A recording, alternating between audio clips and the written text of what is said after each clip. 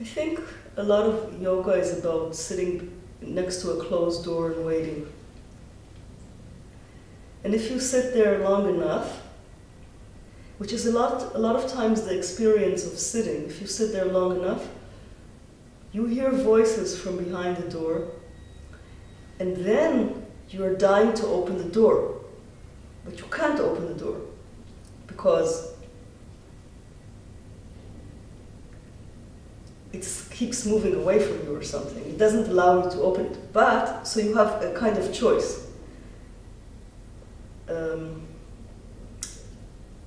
To be really frustrated, which is a quite painful experience, or to become very, very quiet so that you can listen well through the door.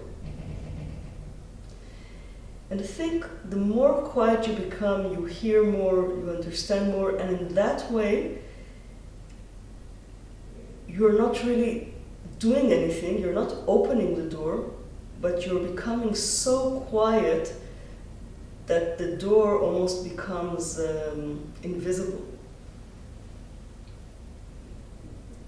So that has a lot to do with practice. I mean, you have to bear the frustration of the door, the closed door, and actually by practicing each day, you really can feel the door. The door is the borders of our consciousness, the borders of our abilities.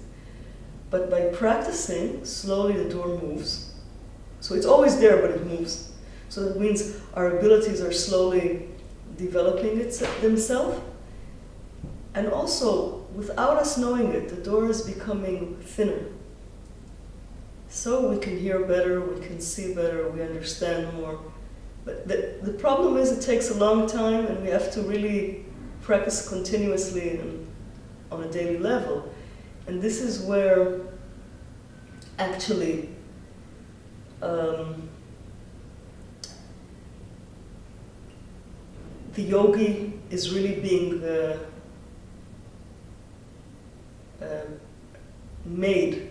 He's kind of like being cooked on the fire of practice. So if he really practices, things become clear, and the body becomes very strong, and the mind becomes more and more still. But if you don't, you're just always sitting next to the same door, and it's always, you can't hear anything much. And you're just banging at the door like a nut, and nobody's opening it, so you're feeling quite unhappy.